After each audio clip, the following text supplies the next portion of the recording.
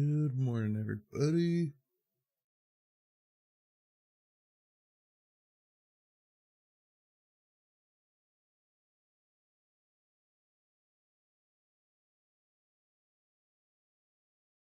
Morning. I'm tired.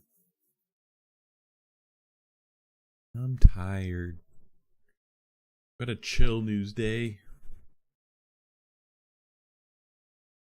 I forgot about space. I was making an effort to cover space stories, and I forgot they're always so cool.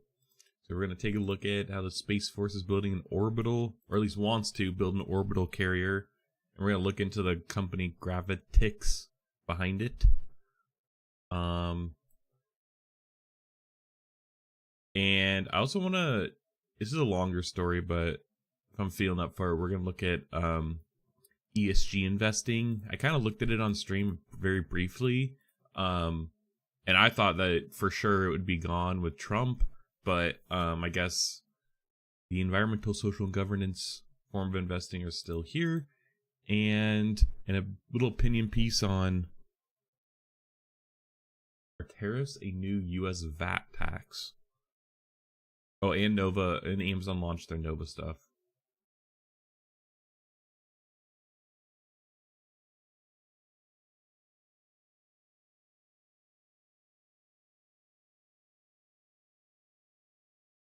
This is interesting, but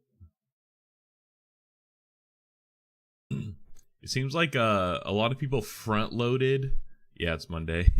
A lot of people front loaded their spending in Christmas pre-Trump tariffs, and so like the actual drop looks potentially a lot more than it actually is, just because people spend a lot more than they previously did during the past few months. And then now that tariffs are here, it just like, you get this big down. And it's much slower compared to previous. Aggregate consumption drops as income X current transfer rises. I hate how they like sometimes like how they finance people and shit like speak. X current transfer rise. Personal income.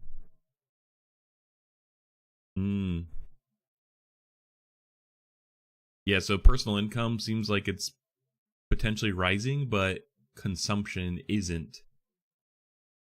The pattern of disaggregated consumption patterns suggest tariff-induced front-loading drove some of the consumption for December.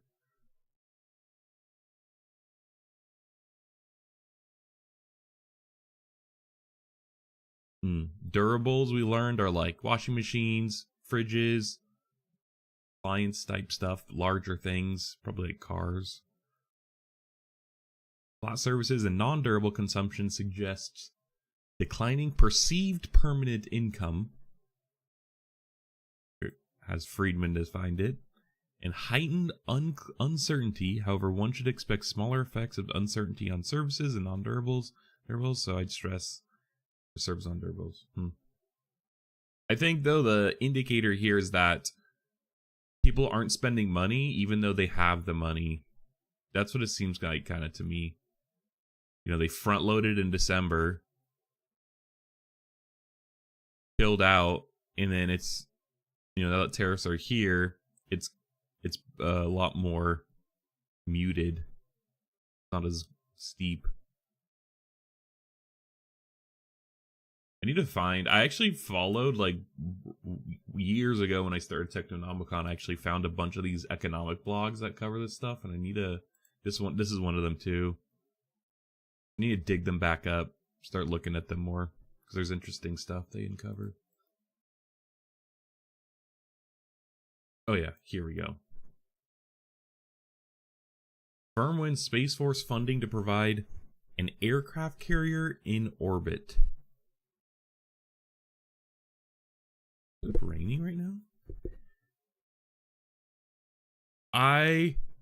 We've been covering even like do you think there'll be more of a dip April 2nd when other tariffs? Probably. I mean that yeah, Wednesday's gonna be tariff day. I'm pretty much just gonna cover that when it comes. But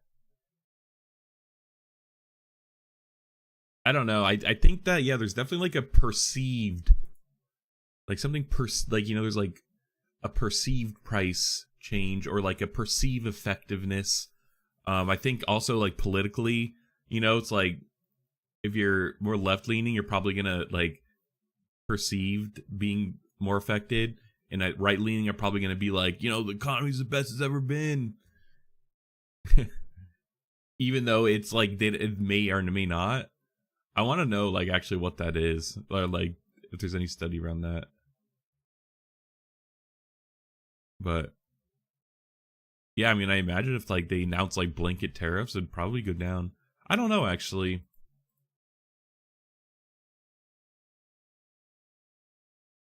I don't know. I guess we'll see. When is like consumer sentiment? Consumer sentiment.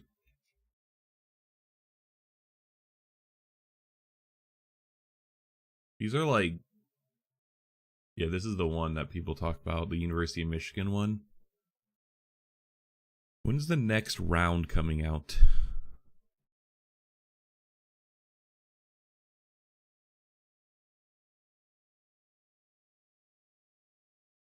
I mean, it's definitely trending down. I don't know. I wonder if there's a consumer spending. I wonder if the government has a consumer spending report. I swear we just looked at that, but maybe not. Okay, yeah, February.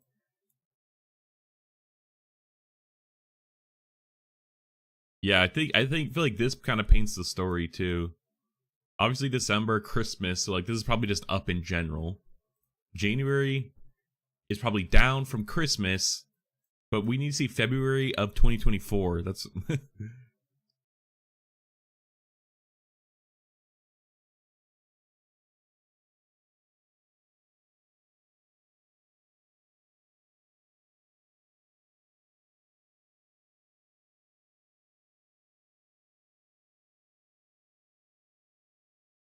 is this G or is this was I looking at consumer? No, it's consumer spending. How do you look at like historical data?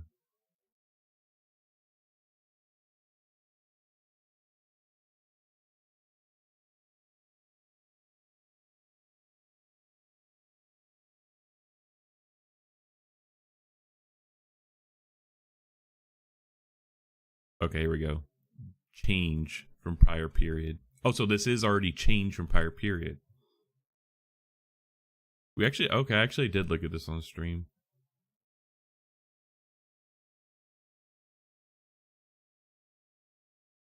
So maybe it's up then. I don't know. I don't know. Maybe this is down. Like I could see, yeah, I don't know. Maybe like, okay, so like this is, if this is from the prior period, so we spent 1% more than December 2023, which is probably a lot, even in November. No, but I need to see like averaged out. Like I need to see like what the general growth is for the previous years. Even though this is comparing the previous change, I need to see like the growth. Like is this an outlier? I don't know. Okay, let's move on.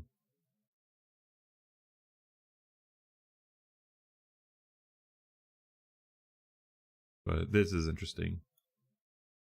There's also the no, that's too much of a side tangent. Yeah, we'll cover tariffs Tuesday. We'll see what Trump actually puts in place. Okay. Orbital aircraft carrier.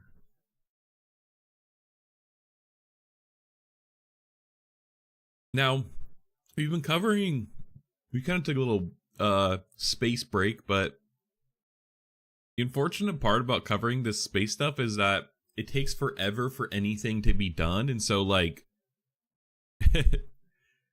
all the stuff we've covered is almost theoretical in the way, like in the past. And it kind of just sucks that most stuff, besides SpaceX is moving quick. All the cool stuff isn't in space yet.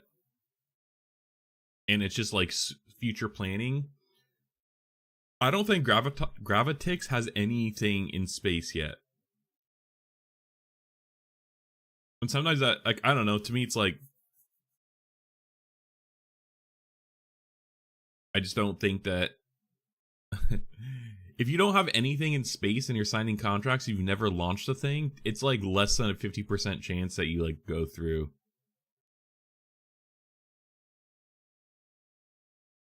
I need to see numbers, but like in my head, that's like what I'm thinking. No. In recent years, the U.S. military has made much of a concept known as tactically responsive. In recent years, the U.S. military has made much of a concept known as tactically responsive launch.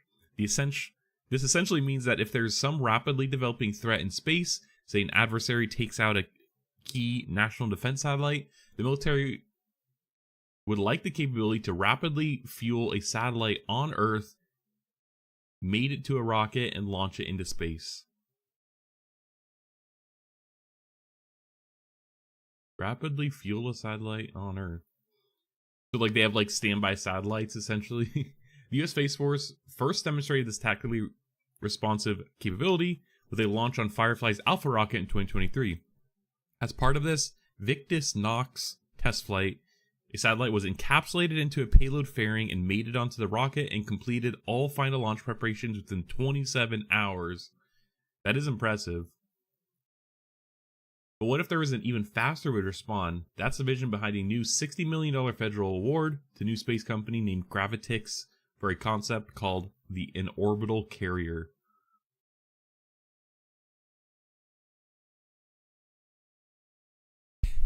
So like this thing like lays dormant in space and then it like deploys like just normal satellites when needed? Or is it like deploys like some like space drone that could like take out the enemy? China's making that. In many ways, it's kind of like what an aircraft carrier does, said John Goff, director of advanced concepts for the Seattle-based company. Shielding satellites. In an interview about the concept with Ars Company, officials were fairly vague about specific details of what orbital carriers will likely be able to do. That's weird. You'd want to show it off if you're selling this. A news release published on Wednesday morning highlight the strategic funding increase, or STRATFI grant from the United States Space Force also lacks specifics. The Space Force would prefer to keep the vehicle operational capabilities under wraps. Yeah, that's fair though, because I think we have the X-37 space plane, and it's kind of this. If I'm being honest, this thing, and it's super secret. It's like super secret. It actually flies into Beale out here a lot. That's where it comes in down from. It'd be cool to like somehow like line it up and like go and watch it, but this one was at Vandenberg. This is essentially like an orbital aircraft carrier. Like, I wonder if we could find pictures. It opens up in space and like it has like it's a mini space shuttle. And so like this opens up and it could have stuff. And so like, I imagine that they probably, you know, this is super secret, and so like if this is they're kind of similar, I don't know.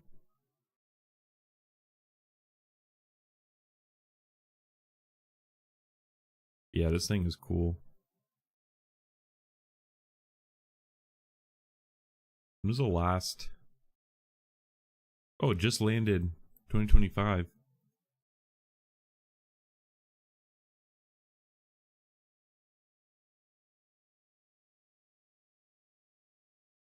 In 900 days in orbit. It's so crazy how it had like orbiting for like years and then just like comes down and flies and it's like, yo, what's up? comes down and lands. Yeah, but in general, the idea is to provide an unpressurized module in which one or more satellites can be positioned in orbit. Unpressurized, that's actually something to like important. Such a module would isolate the satellites from space environment, sparing their batteries and sensitive electronics from harsh thermal cycles every 90 minutes.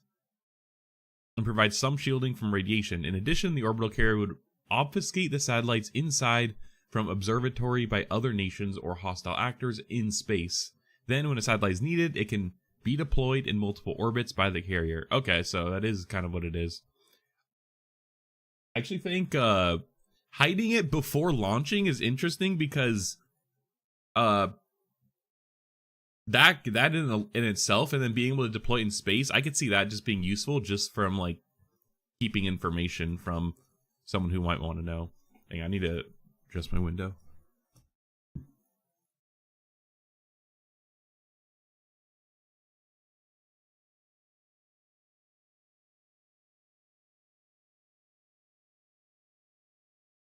It started raining way too hard. Our window to be open. Demonstration mission is possible as early as 2026. That's not happening. Let's be real. Although Gravitas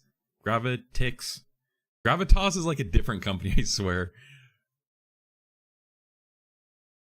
So it's like a what? Isn't it like a security company or something, or is it like? I don't know what I'm thinking of. I swear it's like a security company. Yeah, 2026. Although Gravitix and the Space Force have shared no specific deadline. Habitats for Humanity 2. Gravitix was founded in 2021. Okay, yeah, they were literally founded like 4 years ago. I don't know. To build large structures in space for habitation or other purposes, and its name reflects a long-term desire to provide artificial gravity. And this isn't the first. We've covered a few other, like Axiom Space, but Gravitix, I'm pretty sure, is actually working with Axiom Space to make some of their modules.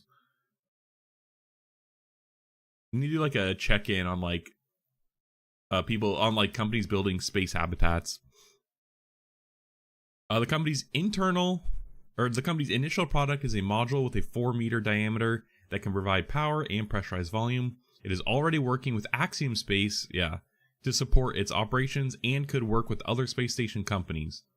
With the new federal award, the company is now moving into national defense applications as well. I mean, like, what are they gonna do with this $60 million? Like, realistically, like, for them, like, for, like, a space company, that's, like, peanuts because things are expensive. Like, it's, like... I'm trying to think of, like, an analogy. It's like a kid getting, like, some James Bond gift for like, you know, their birthday or Christmas, and then the kid's like, I want to be a spy now, and is like obsessed with being a spy. It's like they get like one contract, we're like, we're moving to national defense, guys. Like, we're getting into national defense. I don't know. I think as a space company in general, that's probably just the way you go. But I think like after the federal award, now, you know, it's like validation. So giving him a hard time.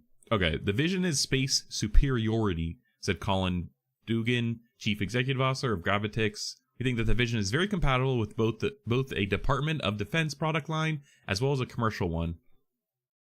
Orbital carriers, in their broadest sense, are really based off of the same vehicle. One is in unpressurized state to be able to provide these mobility capabilities to the DoD, and one is a pressurized state to be able to provide logistics services, station expansion options, power supplementations for station operations. Gravitix is also doing preliminary work on large module, so 7.6 meters in diameter, known as StarMax. This has included pressure testing. A single StarMax module would have a pressurized volume of 400 cubic meters, which is about 40% of the size of the entire International Space Station. Holy shit. One module is like almost half of the entire space station. Such a vehicle would, in theory, be large enough to deploy TIE fighters. That's a joke, we think. It's like deploying one of these and just like having a fucking like space like fighter in there, and then like China one day just like tries to do something and we just have a fucking like TIE fighter come out of this like giant ass like module that had just been like sitting in space for years. Funny. Okay, let's look at Gravitix website.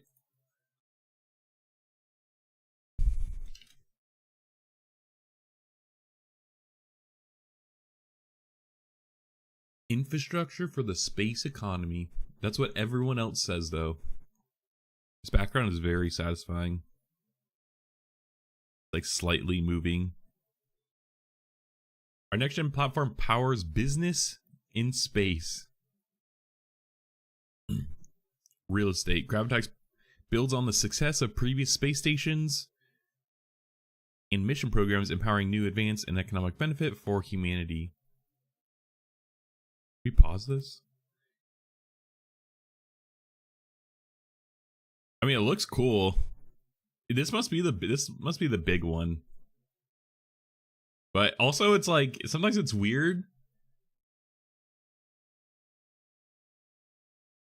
I guess in space, it's like the orientation doesn't matter. So sometimes it's weird when they make it seem like someone's gonna like walk like upright vertically in there, but it's really like it doesn't matter. I guess I don't know. Like you could do creative design, if more creative design. I don't know. Like, I wonder what, how do you get something like this up into space? Like, how big is it compared to a rocket? Like, what does it sit? Logistics. Next generation service and supply infrastructure that facilitates human robotic activity in orbit. Space warehouse. Yeah, this is interesting. It looks like sort of like tanks here.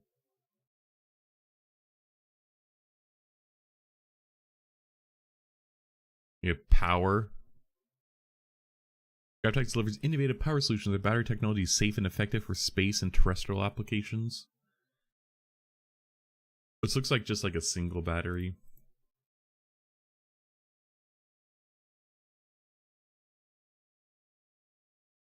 All right. Real estate. Pressurized real estate in orbit.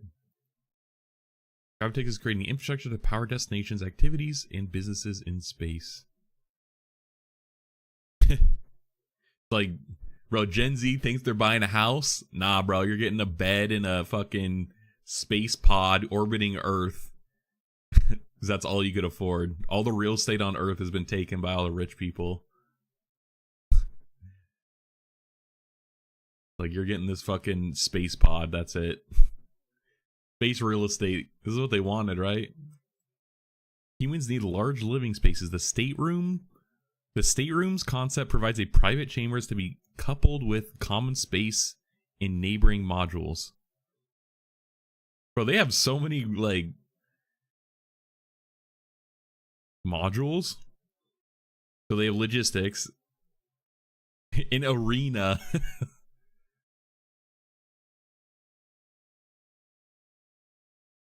Like, are those like VR heads things in there? Like, I don't really get this one. Like, it opens up.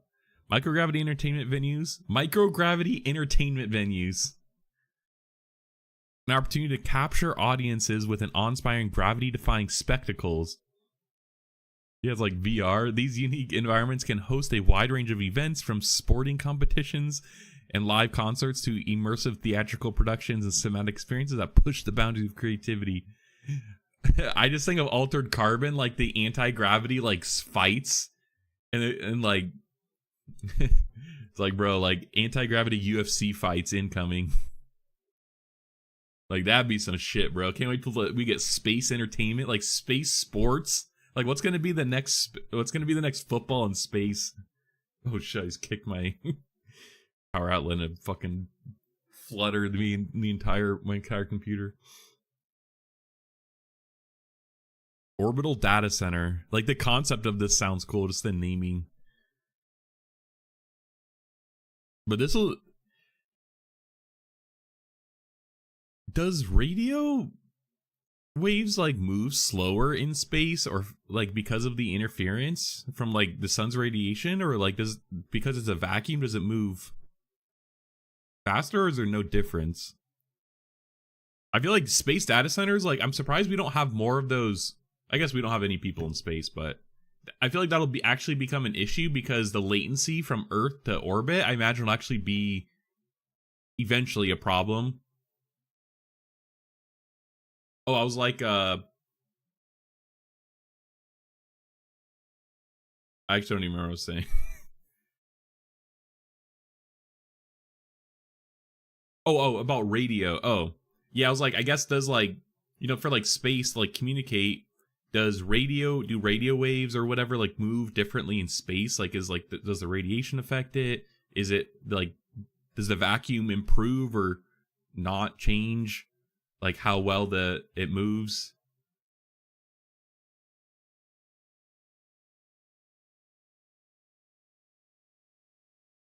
Because I guess I was thinking like, if we have a space data center and then the aircraft could just communicate with like these orbiting data centers, like I wonder if it'd be more efficient. But I imagine once we have people in space, we probably actually will need that, like more like businesses and shit, just because of the latency. Yeah, they do behave differently, but I think it depends. Okay, yeah, yeah. I'm curious, like how we're gonna figure out like like long distance communication. With Earth's observation and communication services dominating the space industry, the demand for in-space data centers and the value of being able to process data in orbit continues to grow. Yeah, it's cool. Okay, then you got manufacturing. Microgravity environments of space provides an ideal setting for manufacturing advanced materials with exceptional purity and structural integrity. These capabilities led to invaluable advancements in various areas, including semiconductor technology, enabling development faster, more efficient, powerful. Orbital garage. Like, come park your fucking spacecraft here. This actually seems like it's the this seems like it's like the carrier. Like garage, you're just parking a bunch of satellites in here. Housing assets in space enables flexible mission profiles, relevant response times, and the ability to bypass launch delays. Yeah, this is the orbital carrier, I guess. Orbital garage is so less like cool. Like, or no, it's like I want an orbital space carrier. I don't want a fucking garage that piles up junk in space. Yeah, here in my garage. Resource depot. Yeah, gas station in space. Gas stations of space extend our mission duration, facilitate lunar interplanetary architecture, and pave our way for short crew missions. The hub.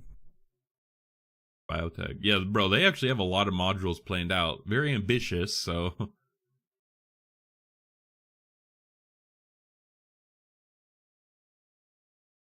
Grappling fixtures for robotic arms. Propulsion. Windows. Shielding. Like, I wonder how much power it takes to, like, do this, and I wonder if all these solar, I assume this is solar, could even power all this. Tanks.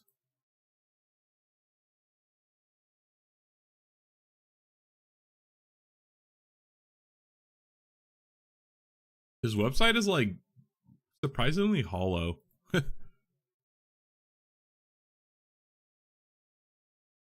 Okay, our battery systems.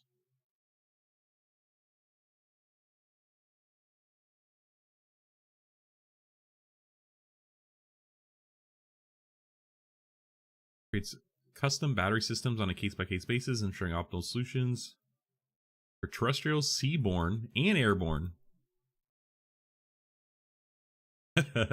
Hot dog finger. It's a good one. Yeah. I need to find some more.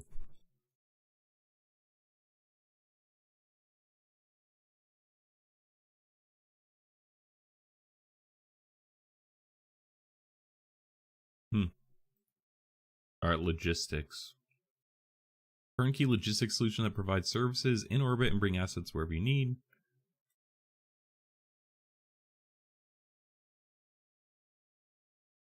These are big.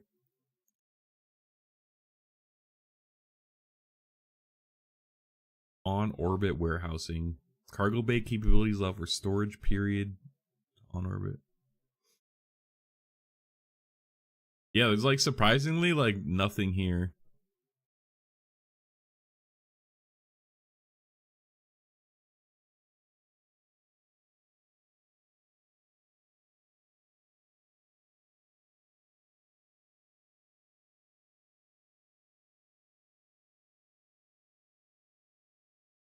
Hmm.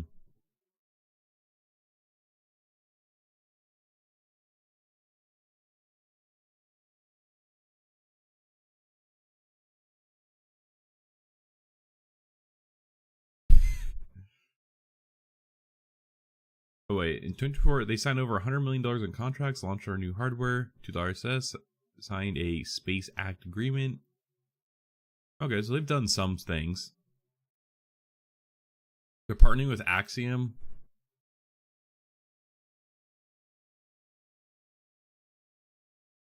Provide pressurized spacecraft that will support Axiom station operations. Bro, what the fuck does Axiom Space even do? Like, they're not even building anything themselves. Like, they're partnering with all these people. Like, are they just the idea person people? They're just the orchestrators?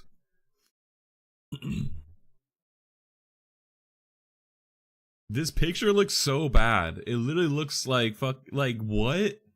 It looks so bad. Like,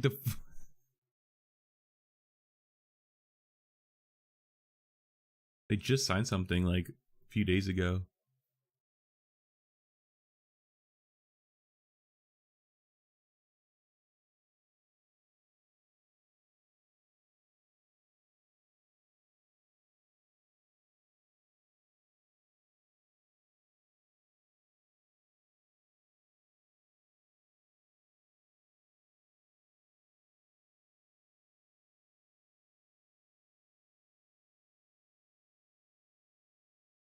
This was December. We've looked at them since then. Yeah, this is cool. Optimistic, but need to see it. Need to see it actually happen. Be real. Amazon. Amazon's launched previously their Nova models. You know, Amazon's big AI bet is kind of in Anthropic. They've given them the most money. They've like essentially said that you had to use our hardware, our AWS, if you want to continue getting funding from us. But like Microsoft, they're kind of hedging their bets. Microsoft with OpenAI, Amazon with Anthropic, Claude, they're hedging their bets. Amazon made their own models, the Phi models, and Microsoft made their own models called the Phi, F, oh my gosh, PHI, and then Amazon now has Nova, and Nova is like their AI offering. And I guess now they launched essentially like a website to compete with like ChatGPT and Claude. It's like in like Gemini. So you could do, yeah, because they have video generation, image generation.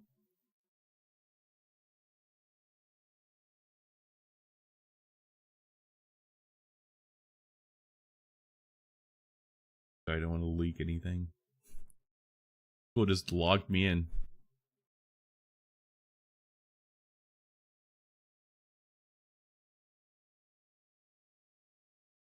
Type my questions there. Okay, has access to live information. Nova Pro. Text, image, video, text out.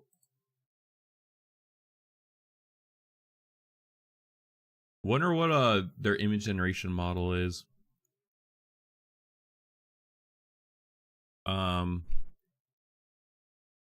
Orbital carrier.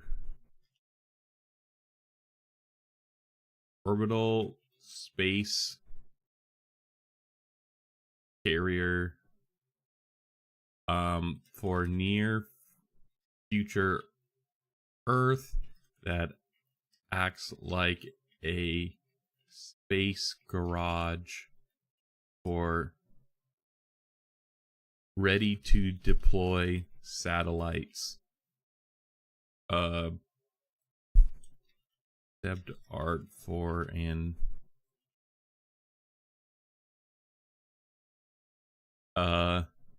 with military sci-fi AS. Satellite's wrong. Alright, let's rip this. The fact that they launched video galleries. Also, is this like, do you have to pay for this? They haven't said anything about the price. I haven't even read this because I honestly don't care that much. It's just like, this is their corporate speak. I think though notably they launched a software development kit like an API. Yeah, we're releasing a research preview of the Amazon Nova Act SDK, which allows developers to experiment with an early version of the new model. Yeah, introduced Amazon Nova Act, a new AI model trained to perform actions within a web browser. Oh.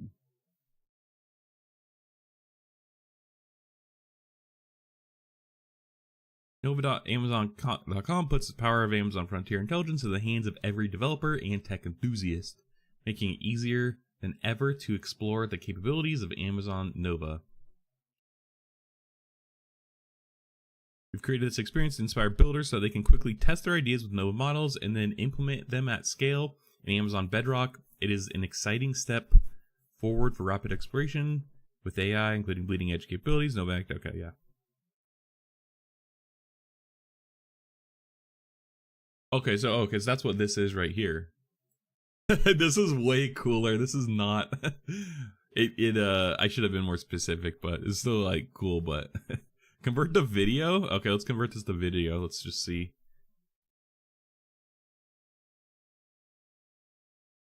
And then I want to see this act.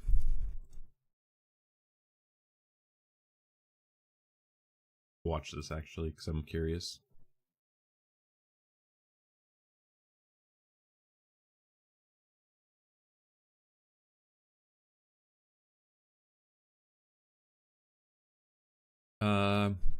Today, developers also have access to research preview of Amazon Nova Act SDK on nova.amazon.com, powered by an early version of a customized Amazon Nova model.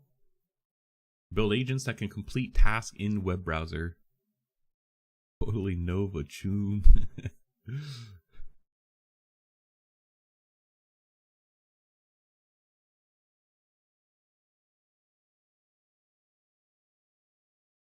A space customer with Amazon account can simply visit nova.amazon.com to begin exploring today or download Nova Act to start building agents.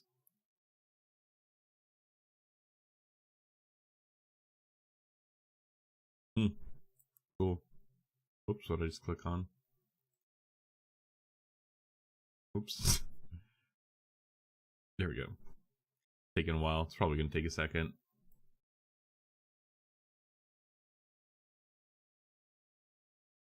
Take a second. Okay. Oh yeah, I want to do a Corey check-in. They IPO'd Friday. I wanted to see what they are at now. Gonna cover this Friday. Oh shit, bro! They're down like 10%.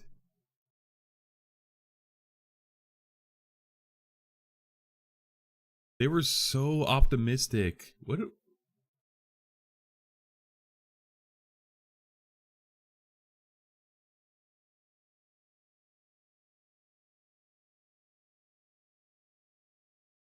This is this morning, like,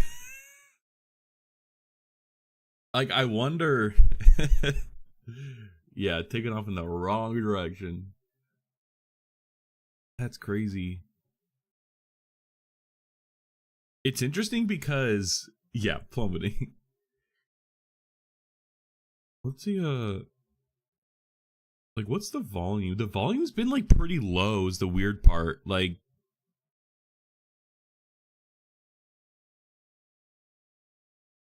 dang, that's crazy. I don't know. I guess this is what you get for doing some like sketchy financial stuff. You know, like you have a shit ton of debt.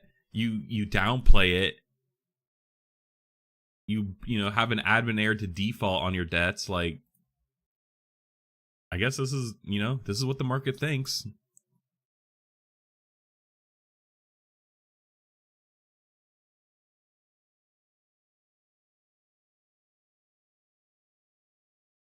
This is it. This is what they're. This is the news article.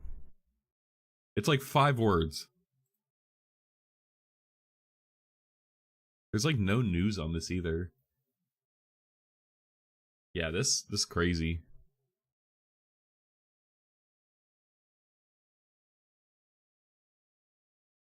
So it's currently trading at 36. It's like $10 below IPO. That's crazy.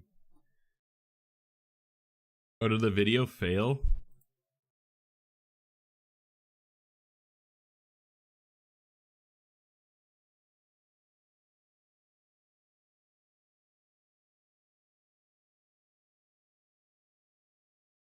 Oh, here's the video. Whoa.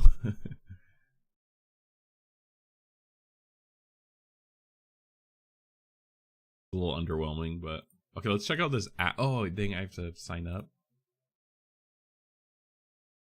Okay, I guess I just signed up. Let's I actually do want to watch this. You can build and all the crazy. We've imagined a lot of possibilities for Nova Act, from booking appointments to automating QA testing. Oops. Now, we're excited to see what you can build and all the crazy, goofy, out-of-the-box things you can imagine. When I was trying out Nova Act, I wanted to do something silly. So I found this fun pigeon building game, opened up interactive mode, and quickly wrote a few sentences instructing the agent to assign stats to our pigeon, then go battle other pigeons.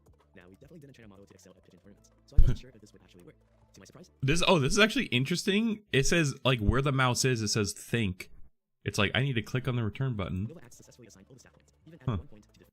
I see that the attack stat has been increased to 9 and stat points have been left. And then defeated 2 pigeons in a row and eventually evolved into a huge muscular pigeon. Now it's your turn to explore, and we can't wait to see what you create. Interesting. I am optimistic about this kind of stuff because like the browser use stuff, because it seems easy to do. You know, it's like, okay, just like, yeah, do this, and like AI could just like look like a human. I actually want to, like, I don't know how I'd do this, but like, it's interesting that with emerging technology, we're just like forcing all of these cool tech things to be like humans. Like, that's the easiest way to get things, like, to do things, just like have them think like us. But like, I don't know, like that just doesn't seem like, we may be the best organism on Earth, but like the web is its own environment. I feel like, you know, we need to figure out what is the best, most efficient organism for the web in a way for it to, you know, do the things we want. And and what made me bring that up is like, I see that with robotics too. It's like we're making robots look like us only because the environment fits us. And so like we have to make robots kind of like us for them to be able to navigate a human world, when realistically it's probably way more efficient for robots to not be like humans and be able to navigate. But here we are. And I don't know, I feel like AI is kind of taking on a similar but different form now for humans, where it's like we're trying to have them do things like humans, but like, is that the best way? We're thinking they're like humans, but they're not. I don't know. Humanish AI will create net AI. Yeah. Maybe, yeah, I guess like it adds, I mean, just starting off, that's fine, you know. It's like just to get things out there. And I think though that is probably why like our, like, these, you know, the humanoid robots that are coming out, they're like, one, they're humanoid robots, like they're obviously good ones, but like they're the first iteration. So I imagine as we progress that might change, but it's, yeah, I think it's just probably the easiest. It's also the, as a company, if you're doing this like for financial gains, it's like probably the safest too. It's like, I don't know, humans aren't going anywhere, so if you make something like a human, it'll probably be a good bet, you know. I wonder if there is any. I feel like I could find a niche in talking to these like people behind the scenes of like these emerging technologies and like just get their thought process. I feel like that's unique. I don't know, like who's talking to like robot environmental designers or some shit. Okay, let's watch these two other use cases. Prep for out of office with a calendar hold, email auto reply, and out of office request. Okay, I already know this is kind of dumb. We're focused on making Nova Act reliable and executing the building blocks that make up workflows. We're teaching our agent to have the same intuitions about screens that we have. This means intuitively interacting with UI elements like Yeah, it's like same intuition that humans have. icons, forms, search fields, date pickers, and drop-down menus. Let's see an example of how to combine these building blocks. Here's a workflow where my colleague requested some time off by stringing together a few simple act commands. First, Nova Act will set up a calendar hold. It breaks this task down step by step, typing into open text fields, picking the right date, and selecting from dropdowns. Each step starts with a thought. The thought considers what it sees on the screen, along with the best next step to accomplish the goal. Then, based on that thought, it takes an action. Honestly though, creating out of office like messages and like adding your leave, like your PTO to like the department calendar and like all that bullshit, like bro, I'd have to, someone made like a step by step, like literally like click here, and like I had to follow that every time because like it was so tedious to do it. So like the fact that like now we're having like AI, like bro, can you just please make the out of office thing for me? Like it's like, dude, come on, like they're like just make a better process. Now that Nova Act completed the first task, it'll set up an automatic email reply. Notice the same kinds of UI elements and atomic actions. These make up the foundation for navigating the entire web and using any kind of software, which is why we focused on training our agent to be reliable on And it actually, I like how they have this timer actually. these building blocks. Finally, Nova Act will submit a leave request. In this case, we've already logged in with our credentials, so it can submit the request seamlessly. Here we're seeing a third context where the same basic ingredients can be recombined to complete our task. This was just one of the many routine workflows that we think Nova Act can help with on a daily basis. These can be simple things like booking meeting rooms, or more complex things like filing expense reports. These tasks add up, so by using Nova Act to take care of them, you can free yourself to focus on the things that really matter. All right. Soon, there will be more. Let's do something a little more exciting than playing a game for you and creating an out of office calendar event. Like, come on, guys, that's all you could think of. AI agents and people browsing the web, doing tasks on our behalf. That's why we built Nova Act, an SDK designed for developers to build and deploy web agents that actually work. Look, it's not going to be too long until these agents can land spacecraft, but we're not there yet in reliability. They're gonna be too long until they land spacecraft.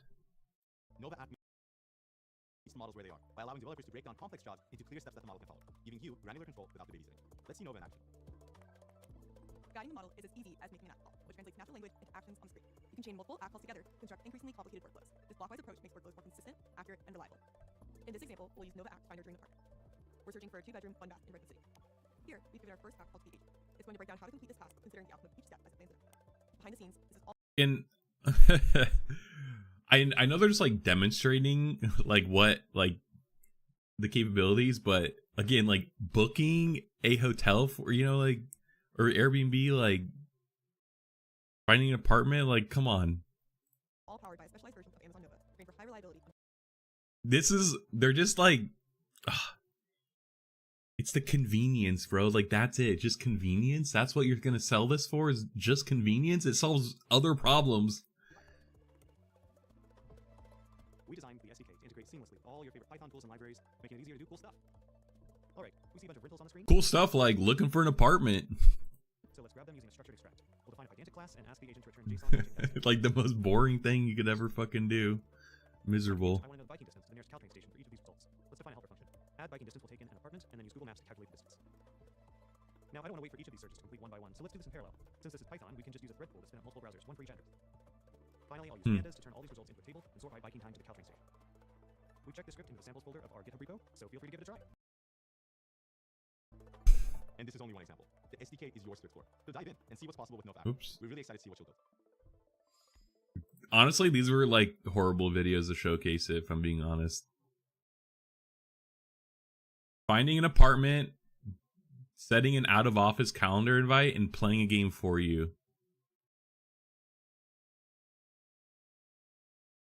Not really getting me too excited, if I'm being honest.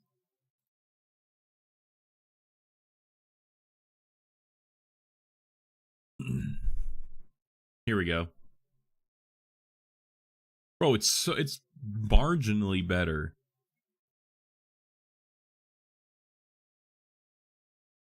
Kind of a niche not capitalized on though. Think about it. They don't even use AI chatbots. Yeah. True.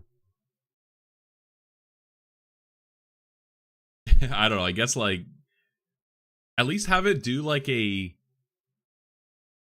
Yeah, no, it definitely would excite them. But this is for the SDK, so like this is for like the developers. I guess that's kind of where it's like, as a developer, it's like, okay, like am I gonna write a program that like plays a game for someone? Like, I don't know.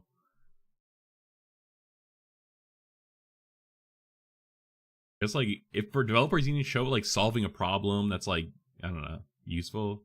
I'm being overly critical, but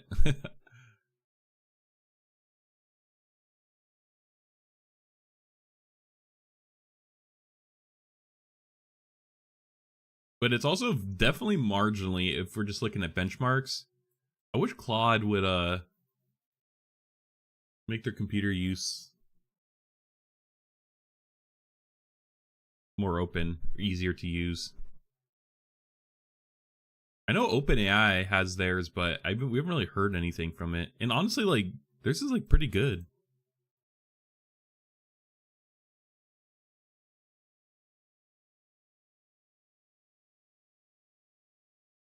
See, this is interesting because yeah, the fact that it seems like they're making it like specific for like components on the web.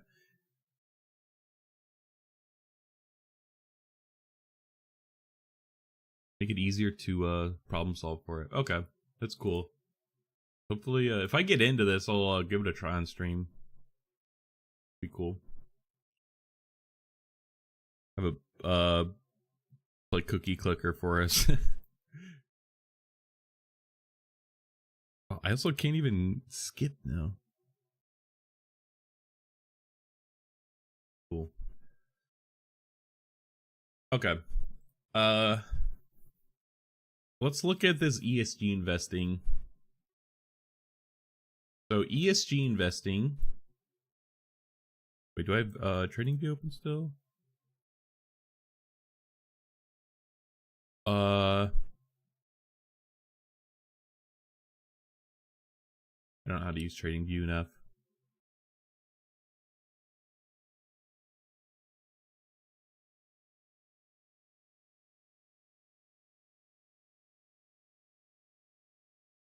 No. ESG investing.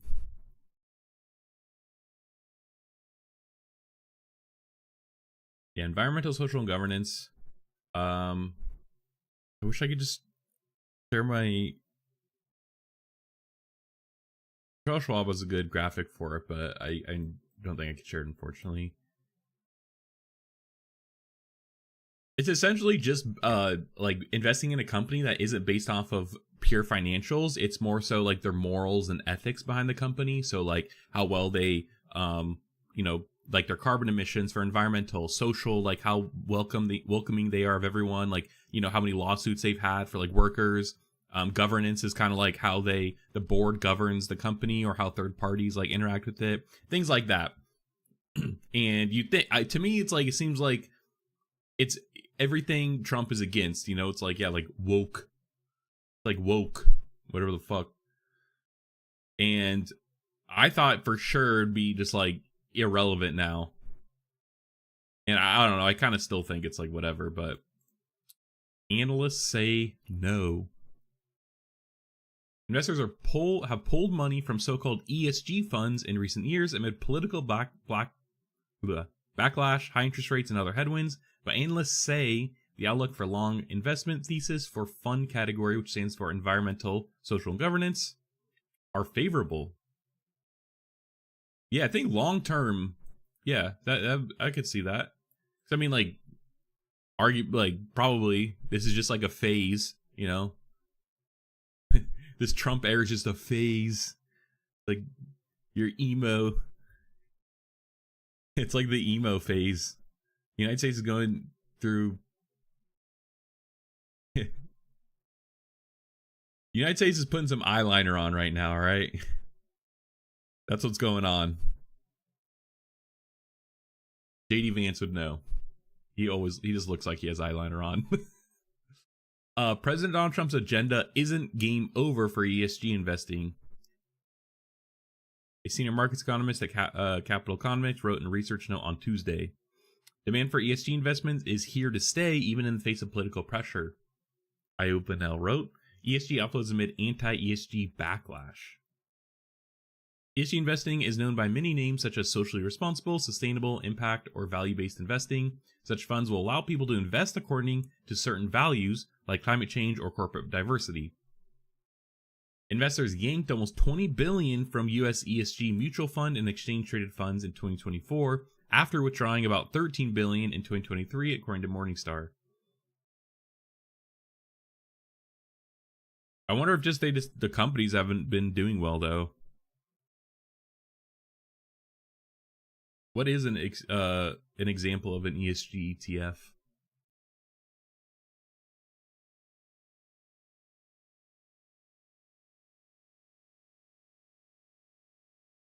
DSI.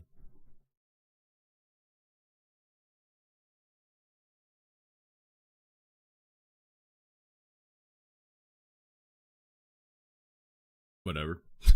Fucking ad block. By contrast, investors poured $740 billion in the overall universe of mutual funds and ETFs in 2024, Morningstar found. Dang. So, I mean, like, realistically, this is like nothing, though. Like 2%. I think it's like 5%, 6%.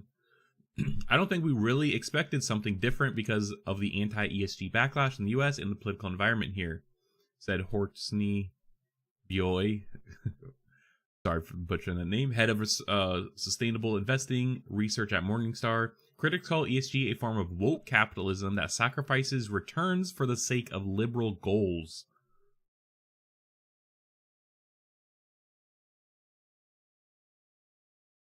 That's a lot. It's a big sentence right here. Advocates argue that ESG investing positions investors for higher long-term returns because companies that adopt such practices are poised to be more resilient, therefore more successful than peers. Well, I mean, I don't even know if resilience is the right word, but like sustainable. That's why it's called like, wasn't it called like sustainable investing or some shit? I guess it's like, okay, environmental. Yeah, we want the earth to exist for a while so you could keep pumping money to shareholders. Let's think about it like that. Social. Yeah, we want our employees to feel like they're getting properly compensated. They have an environment that they're comfortable in, which in turn makes them more productive and makes them more likely to share information, you know, like share information with your superiors and management, governance. Yeah, when management feels like, you know, they could do their job without like, you know, fucking something up, or, you know, the shareholders feel like, you know, the CEO has like a fair compensation and that the board has good proper oversight on them, that probably results in, you know, a better ran company overall. I don't know. I guess like it may, like, if you think about it, it makes sense. But like, I think though people just get the money, the greed blind, you know, blinders on, and like it's just like, no, their only job is the fiduciary duty to the shareholders. I don't know. I think over like, yeah, but like that's a short, that actually, yeah, that's very short term thinking. I feel like greed definitely gets the, you know, best of you short term because you're chasing the money, whereas you could, you know, you have other things to think about when running a business, especially a large corporation, like culture, really just like the workers, like when you have, you know, like tens of thousands of people, like there's a lot of other things that come with that. And I feel like ESG fills in that gap. You know, it's like you don't have to like focus on it and like dump money to it. Just like, yeah, bro, donate some money to some environmental fund or some, you know, shit. Like, I don't know.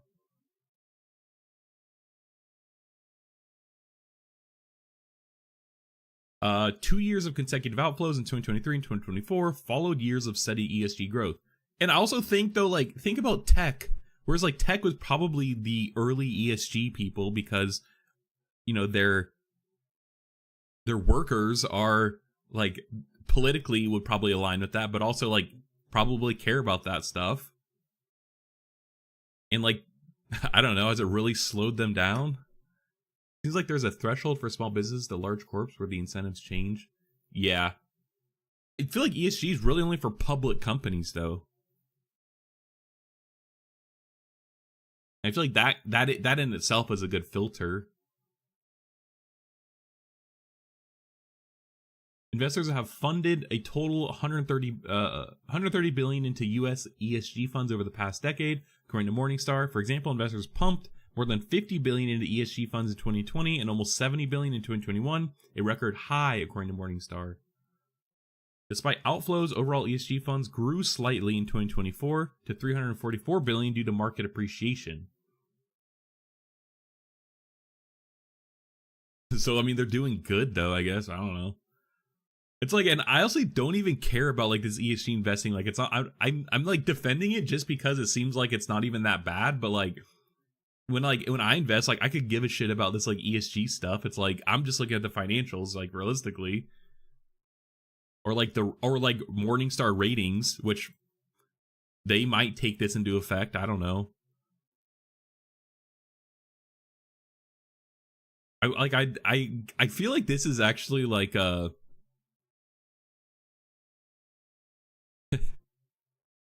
Wall Street did it themselves. Like I don't know, like what retail investor, like what Joe Schmo is going to be like, oh, it has a AAA ESG fund. This is a great investment. Like, nah, bro. They're like, I like the company, or it's like this is the financially I've been like this is the best. This will do the best. Or I don't know. I feel like most normal people aren't considering like this.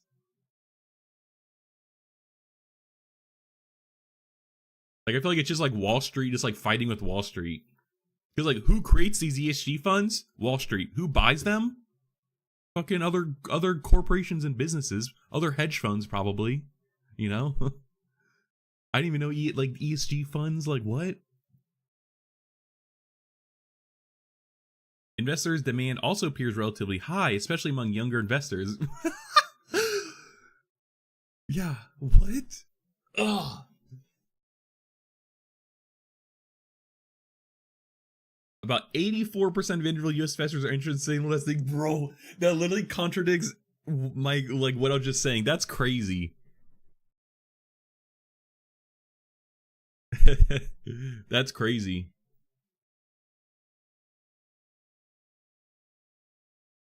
Roughly 2/3, 65% of respondents said their interest had increased in the prior 2 years. Wow.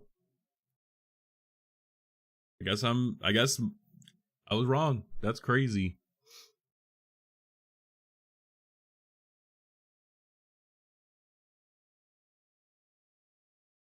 I wonder if it's if they do like I want to know like if people use that in their decision making process. But the political backlash against incentives underlying ESG funds has intensified very quickly since President Trump was elected. In the first few days of his inauguration, Trump pulled the U.S. out of Paris Agreement, blocked subsidies for electric vehicles, pushed for more fossil fuel production, and started a huge pushback against diversity, equity, and inclusion policies. Ivanel from Capital Economics wrote, the Republican-led Securities and Exchange Commission on Thursday said it would stop defending a climate change disclosure rule in court. The regulation required a baseline transparency around climate risk and greenhouse gas emissions from certain U.S. publicly listed companies.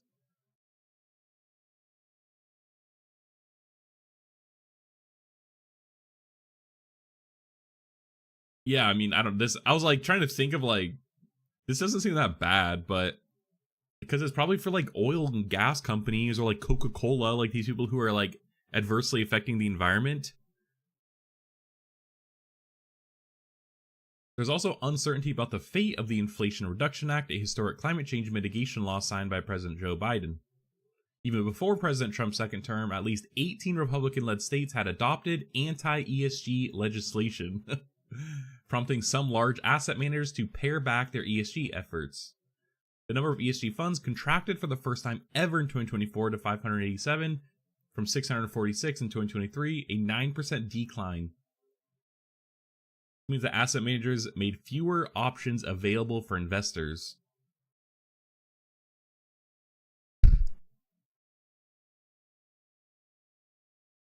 I'm covering this, but like, I just feel like, does this matter? It's very tricky for any asset manager to now be selling ESG products. They don't want to draw attention. ESG funds have suffered from non-political headwinds too, analyst says. In fact, high interest rates have been likely more of a hindrance than politics, analyst said. High borrowing costs negatively impact sectors like clean energy more than others because they're more capital intensive. Performance also lagged in recent years. For example, less than half 42% of sustainable funds ranked in the top half of their respective investment category, according to Morningstar analysis of investment returns.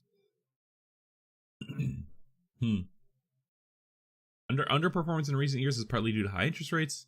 Additionally, oil and gas prices boomed after Russia invaded Ukraine in 2022. The top 10 stocks in S&P 500 that year were from the energy sector. For example, ESG portfolios that minimize fossil fuel exposure looked like relative laggards as a result.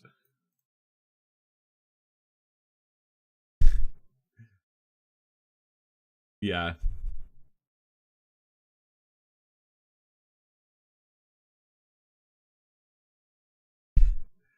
This seems like it's like a just like kind of moot now. Like, I don't know. This like, it seems kind of funny reading this. Like,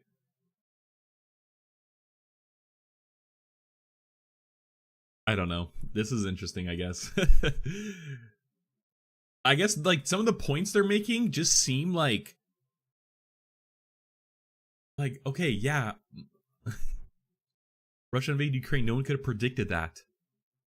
Like, obviously, you know, when a fucking like, you know, the one of the largest producers of oil gets sanctions against them, yes. Who could have predicted that? You know, it's like ideally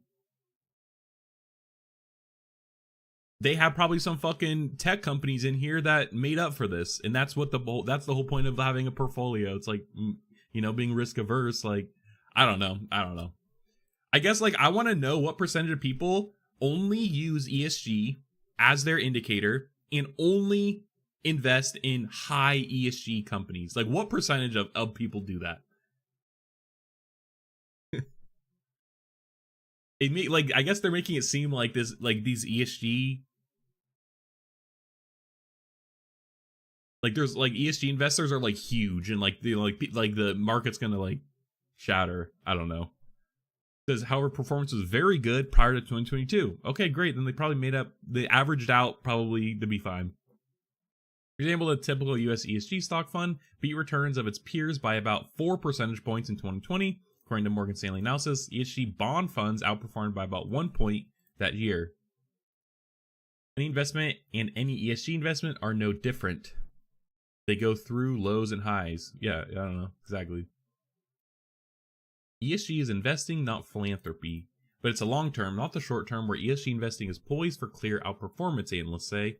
McKinsey research found that companies with C-suite leaders who chase growth without considering how their strategies could impact people, the planet, or their firm's long-term sustainability, so greed.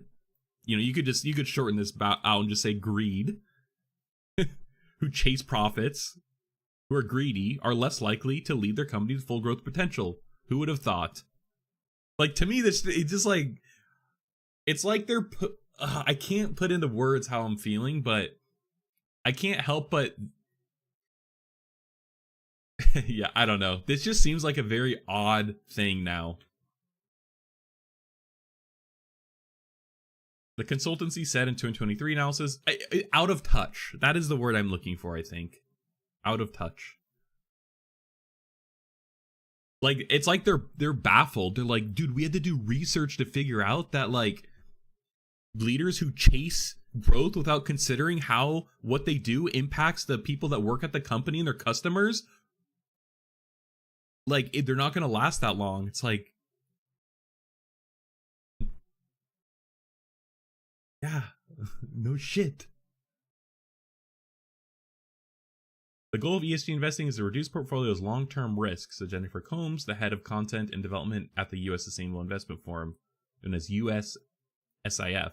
Money managers who oversee ESG portfolios also don't aim to sacrifice investment returns for the sake of pursuing an environmental or social agenda.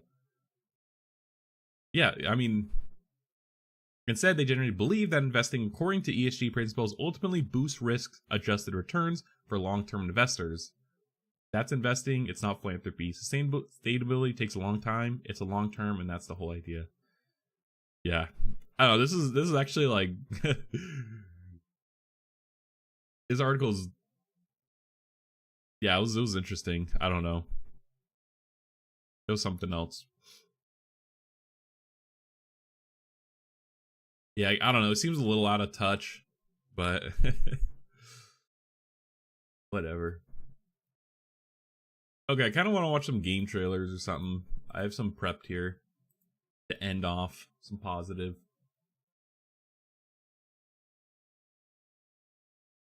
I uploaded the videos about how credit scores are dumb, and it's probably one of my worst rated videos, disliked videos in a while. Also, YouTube changed how they show views, and kind of dumb now because people are like, bro, like more views, but the views don't actually count towards anything. Just like they count towards like your overall views, but those views don't actually count towards like monetization or like anything else. They're just like vanity. And I think it's kind of like dumb. Like, I don't know. They did it so they could compare analytics across platforms, and so now the way that views are calculated on shorts, they just changed this with shorts, are the same as Instagram and TikTok. So that I get. But like this view is like, it's like different now. Like there's engaged views and non-engaged views.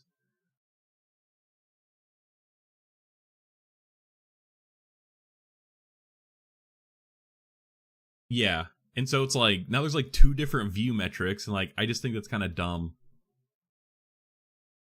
It's good for comparing analytics, but now it's just, I don't know. I think it complicates things.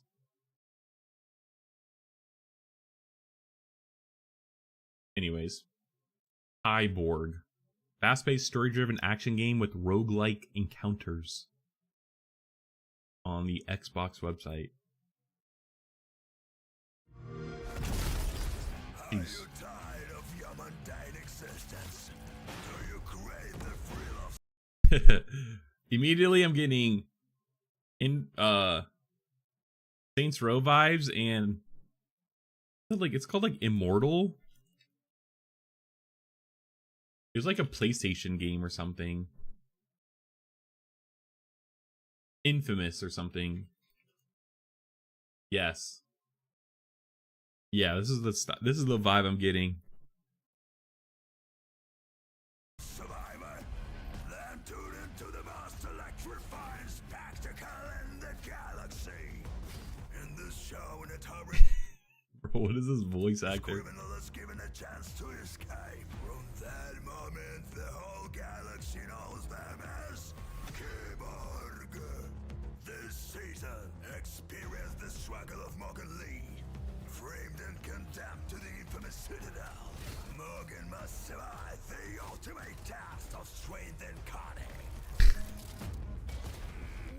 What even is this game? Cybernetic enhancements, pushing the limits of human potential.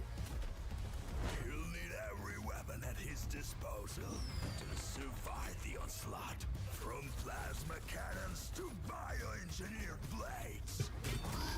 Facing relentless enemies, he'll fight his way through ever-changing deadly arenas. Witness the carnage, experience the thrill. Will Morgan Lee Okay. I think we got the idea.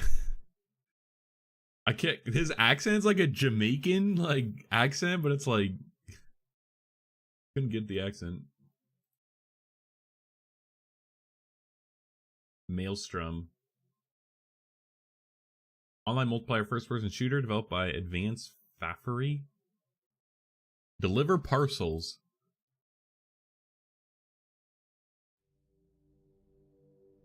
Pan Galactic Postal Service.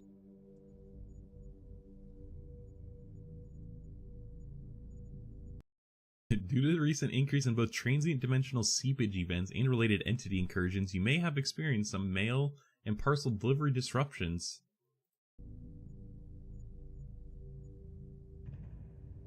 Is that like a rock? Bro, it looks like a Futurama. Letter carriers are essential workers.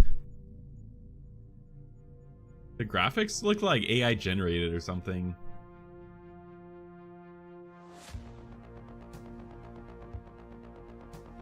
I love the shorts.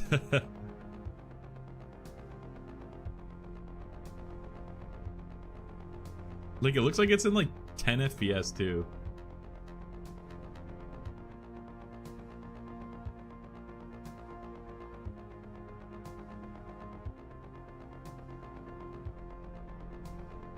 I could see this game being actually really fun though. Like, you have to like deliver packages with friends. You have like, but you have to like fight off these like fucking like brain crabs or some shit. Like,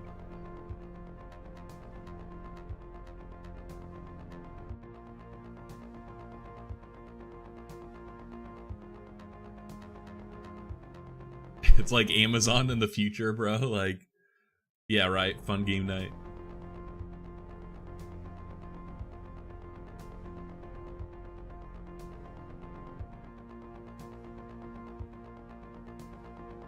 There's like no sound in the game, or yeah, it's like Death Stranding multiplayer.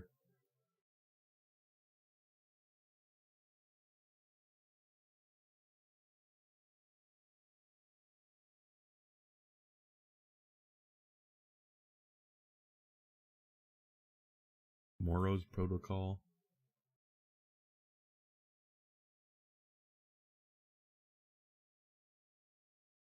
Fiefdom.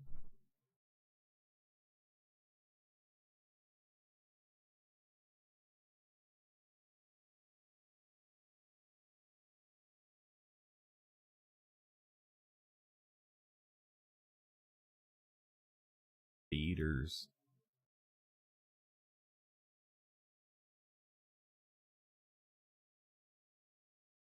Sigil Fair.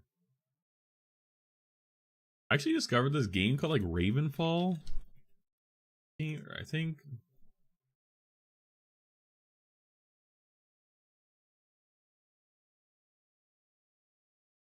No, this is not the game. It's like Ravencraft. It's like an old school MMO, but it's like new. I don't remember.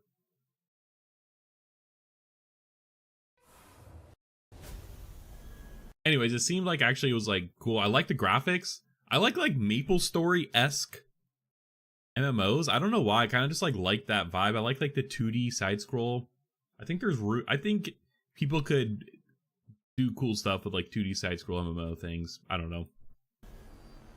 This graphics looks sick. What the fuck? Pixel-based sci-fi first-person shooter must survive after being stranded on a decaying warship.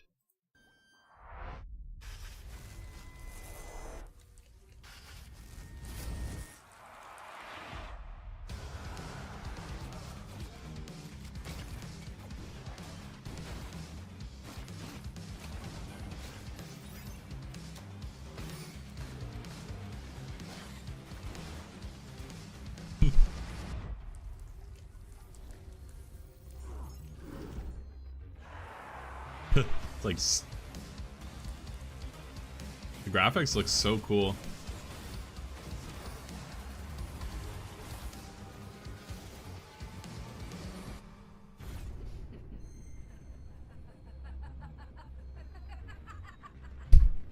Okay.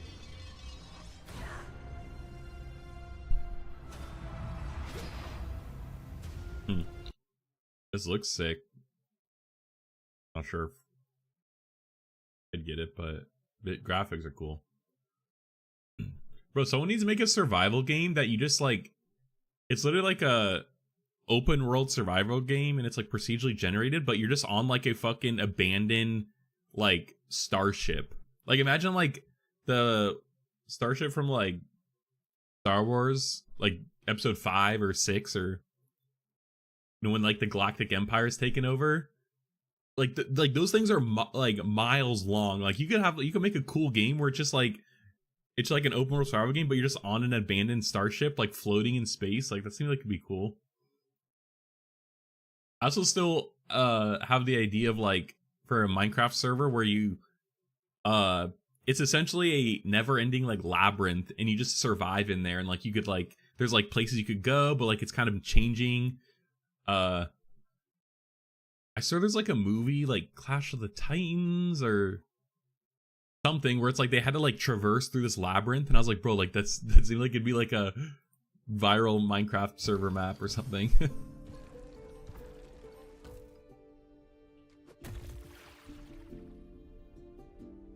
Looks like a mobile game. Strategy Tetris like city builder.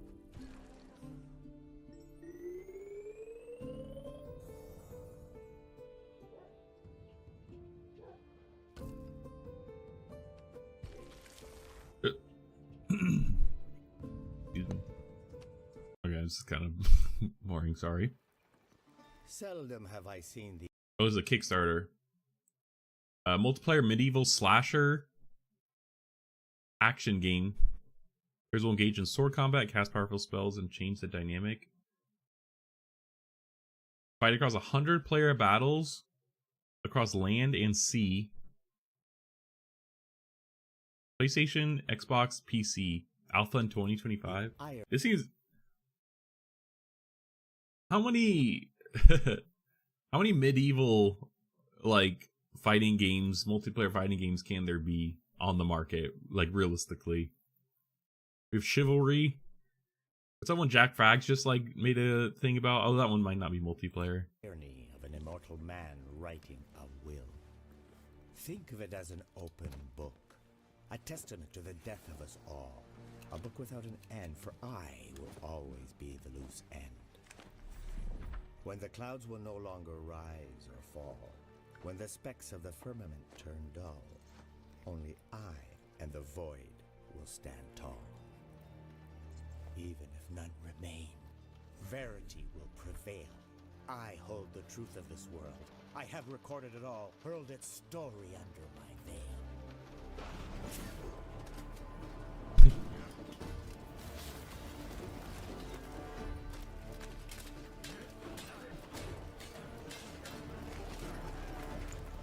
For Honor, that's the other big one. For Honor. Ubisoft.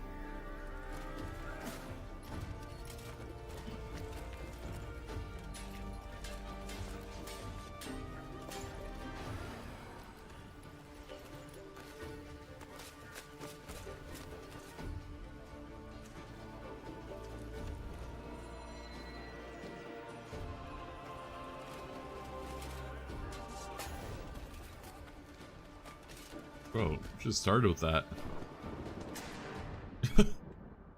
Moved by forces they are blind to, turned cold by orders they have signed to. A timeless ordeal. All who have died in vain deserve to hear the truth. I will shine it down upon them. At the core of the world, my word will be heard. The broken well shall be closed, and the world's heart shall beat anew. The ignorant and the deceived shall be illuminated, and the story of this world will be complete. Many will leave their marks, most will fade. May their names find their way to the testament of the world.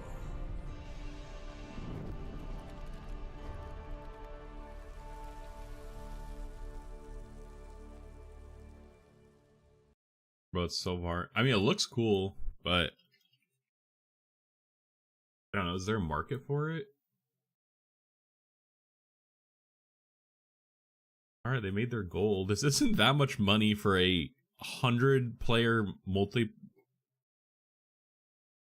100-player battles. 70 grand. This is like one developer salary, assuming zero benefits.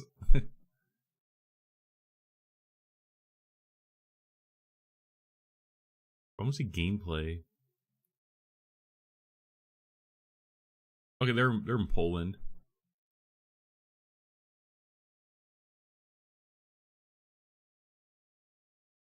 All right.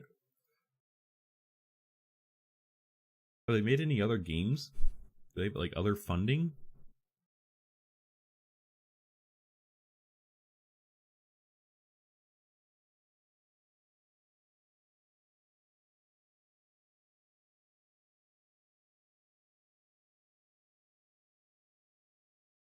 Not interesting.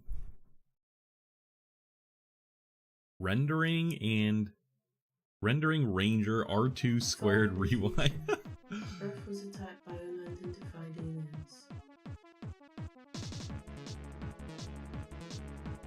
cities were reduced to ruins.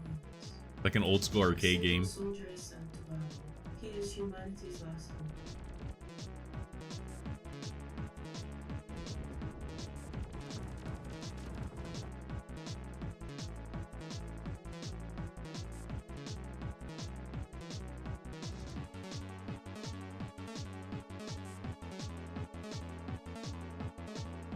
Like a bullet hell.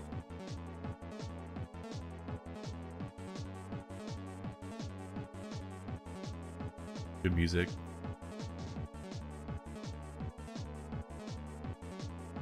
Cool. Hostile Haters. alien contact confirmed. All combat pilots report immediately for mech deployment. I was like a this is like complete opposite of what I thought. From an alien invasion in grid-based deck builder battles. That changes like There are 3 mechs, each with exclusive pilots to choose from. All mechs have a unique card pool and playstyle. The gunner mech runs hot, but packs a punch with bombs and bullets. The stinger mech has ninja-like. okay. Oh, is this by the For the Kings people? Digital Fair? This looks like For the King. So loud.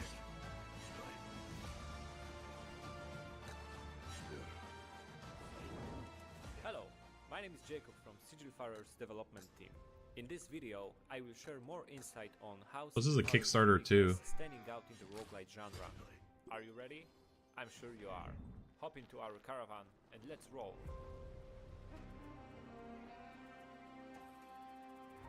The main thing we are focusing on is giving players as much decision-making power as possible. We want to combine that with the thrill and unpredictability of dice rolls. The dice building mechanic is the heart of our game, but what's equally important is the versatility of these dice. It really gives Game looks cool. Is this by the same? Oh no, this is actually different. Look at their Kickstarter.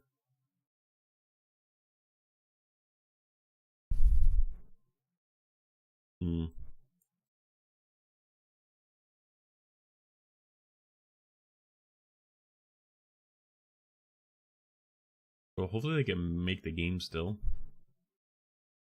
Really up my alley, but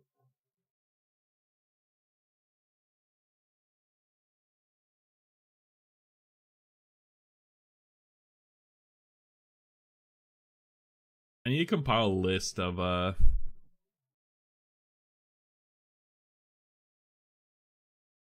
want to get a list of upcoming games. Oh, Witchbrook.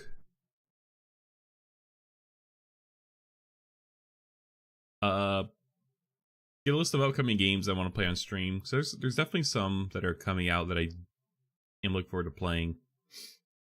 Star Miner. That's like the one that comes to mind. Nintendo Switch. Konami. This looks like an old game or something. Yeah, it's literally like what we just like watched. Fan version. Star Overdrive. Another Nintendo Switch. Oh, this is probably all from the Switch Direct or whatever happened.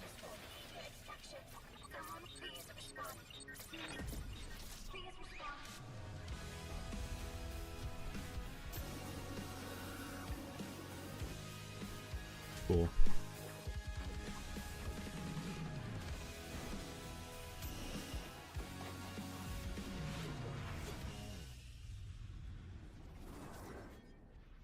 Right, that was quick. Looks cool, I guess. Thought it was Sunset Overdrive. Star Overdrive, right? It's like the name even. Okay, Witchbrook. This is Chucklefish. This is Chucklefish who made who published Stardew Valley. They made Starbound. They published other stuff, but this game has been anticipated for years.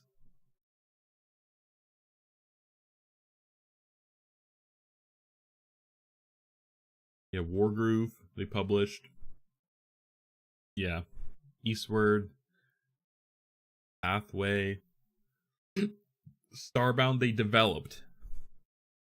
Mind you. I literally thought about this game the other day, because I've been thinking about Terraria, and like, this game is just so nostalgic for me, and it's just like, I feel like it's such a cool game. Like, literally, there's still 1,000 people playing it.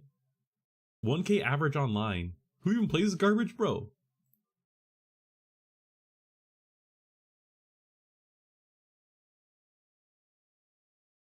I do. I play this hot pile of garbage and I love it.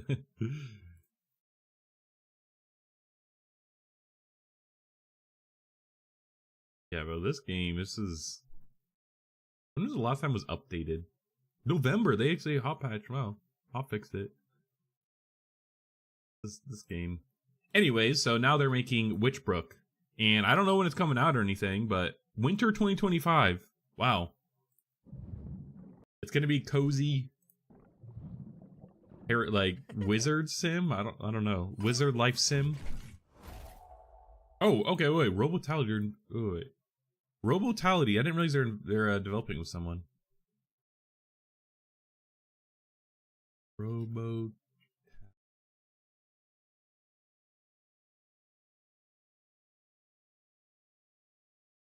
Oh, so okay. So they're the people who made Pathway, Wargroove, and Halfway, all published by Chucklefish. I didn't know that. Interesting.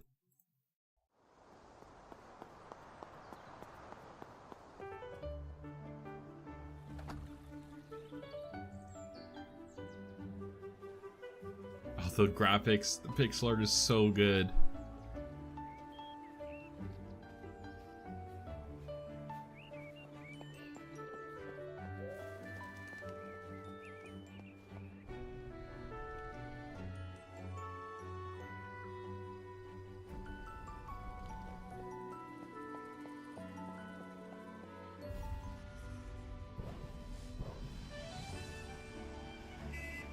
Whoa.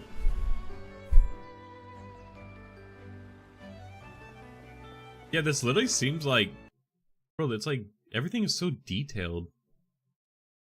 Like the art is just so good. It seems like it's like more like the world is actually pretty big. It seems like it's gonna be like a wizard, like Harry, like you're in a wizarding school. You kind of go to school and like it's like a life sim, but it's like that.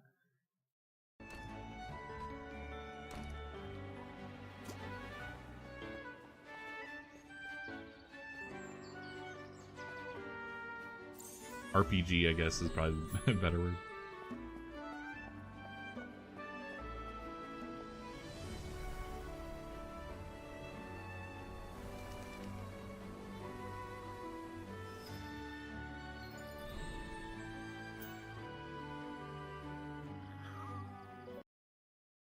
What is this, like relationships? Bro, look at this room. It's like pink aesthetic. It like matches her. You get up like pets. Little dragon. Like her house.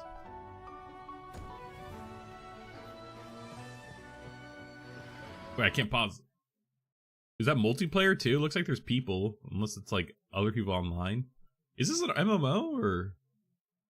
Explores whimsical world of Witchbrook. Look at gameplay in this witch town sim. Make friends, find love, discover the world full of wonder and charm on the road to graduation and beyond. Alright.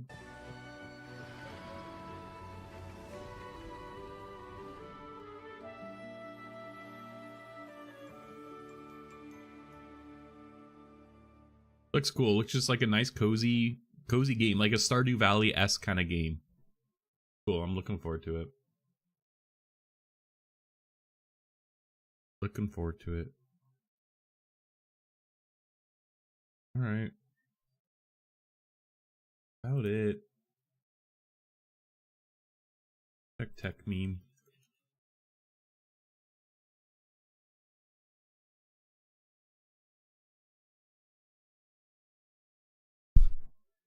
Yeah, fucking Oracle.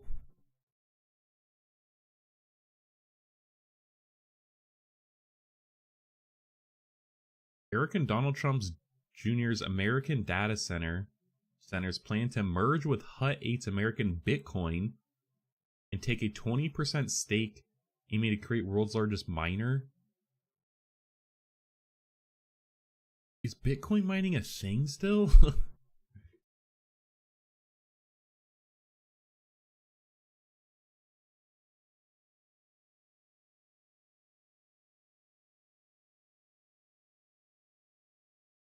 Yeah, I might do it. Do it for today's stream.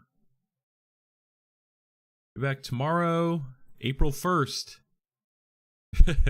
Honestly, Newsday is probably gonna suck tomorrow.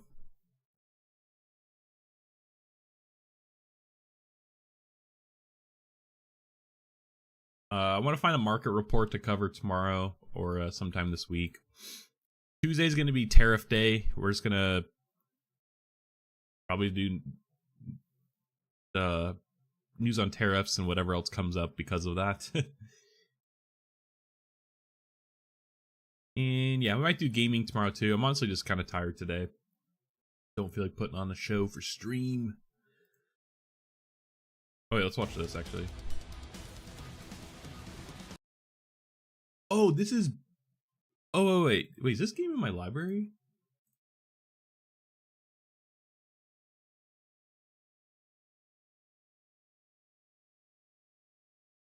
I think I've actually heard of this game before. Battle Aces? Oops. Ah, fuck. wrong game. Bro, pause. I don't want anything shown on screen. Jesus Christ.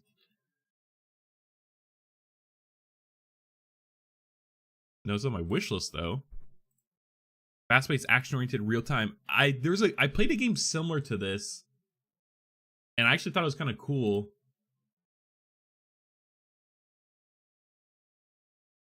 Don't know. I'm not gonna be able to find it.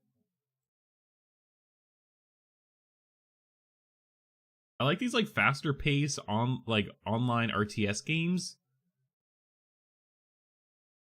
That's like different than like World of Warcraft or Warcraft, like Warcraft 3, where it's like more like slower, like build things up. Like I'm not gonna be able to find it.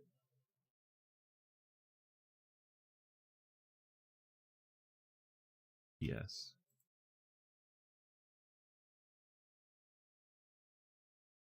Oh yes, found it. Air Mech. This is the game. No, this. Oh wait, yeah, this is the game. Fast-paced action RTS game. Literally the same exact game. That can be played solo, co-op, or competitively. This game was actually kind of cool. Do people play it still? It's like a hybrid StarCraft. Anyway, so this other game, Battle Aces, seemed kind of similar. Fast-paced, action-oriented, real-time strategy. Defend your base, advance your tech, attack enemy's core. Cool, let's watch the trailer, and we'll end it here.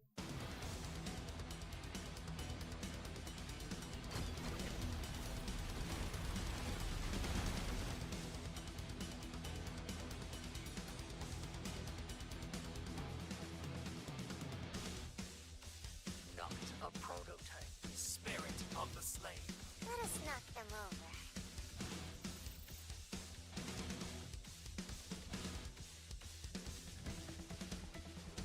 Alright.